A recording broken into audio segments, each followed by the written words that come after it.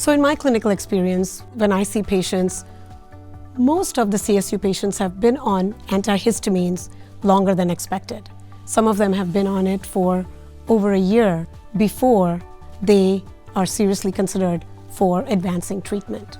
Yeah, I think that's a very realistic take on it. By the time somebody makes it to see me, they've often been on months of antihistamines and often with inadequate control, or else they wouldn't be making their way to see us. Right. So really from that first visit, we're having advanced therapy discussions. Typically they've already met the criteria for CSU, and it's just managing really expectations for improvement and getting them to a comfortable place in their therapy. I agree. I generally will end up having a conversation about advanced therapy very early on because most of these patients are already on max dose antihistamines. Yeah, I think that's sort of a change with having an oral therapeutic option as well. It broadens that discussion that we can have with our patients as they come in and really kind of providing options for them for care. And I do think that when these patients are used to taking an oral antihistamine, when we offer them an oral option like RHAPSIDO for their disease control, they are more open to saying, yes, I'm willing to try something new.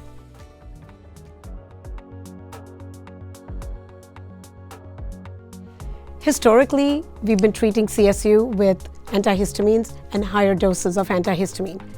Having an oral BTK inhibitor like RHAPSIDO has definitely changed our mindset to be able to give patients this treatment option for their disease. Yeah, I think having another therapeutic option is always welcome. It's always good to have multiple treatment options for our patients. Not one thing is always going to work for everybody.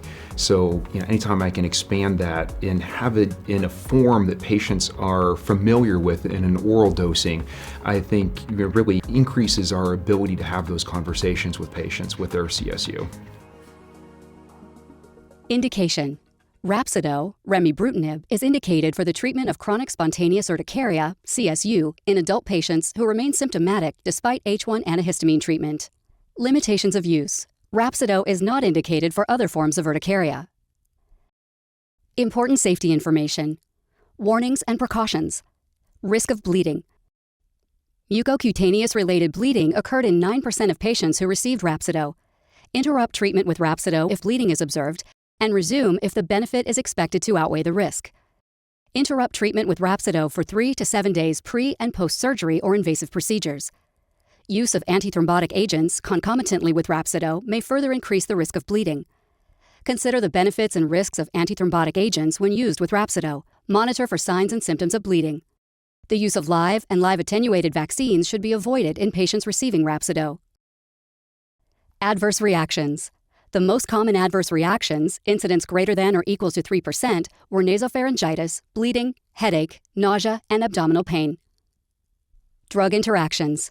Remibrutinib is a CYP3A4 substrate and a P-glycoprotein (PGP) inhibitor. Avoid use of RHAPSIDO with strong or moderate CYP3A4 inhibitors. Concomitant use with a strong or moderate CYP3A4 inhibitor increases remibrutinib exposure, which may increase the risk of RHAPSIDO adverse reactions. Avoid use of RHAPSIDO with strong or moderate CYP3A4 inducers. Concomitant use with a strong or moderate CYP3A4 inducer decreases remibrutinib exposure, which may decrease the efficacy of RHAPSIDO. Monitor more frequently for adverse reactions when using RHAPSIDO with PGP substrates where minimal concentration changes may lead to serious adverse reactions, for example, digoxin. Remibrutinib increases exposure of PGP substrates, which may increase the risk of adverse reactions related to PGP substrates. No data are available on concomitant use of RHAPSIDO with anticoagulants. The concomitant use of RHAPSIDO and anticoagulants was not allowed in clinical studies. Use of the antiplatelet agents acetylsalicylic acid at doses up to 100 mg daily or clopidogrel up to 75 mg daily was allowed in the RHAPSIDO clinical studies. Use in specific populations. There is a pregnancy exposure registry that monitors pregnancy outcomes in women exposed to RHAPSIDO during pregnancy. Avoid use of RHAPSIDO in patients with mild, moderate, or severe hepatic impairment, Child-Pugh class A, B, and C. RHAPSIDO exposure is increased in these patients relative to patients with normal hepatic function.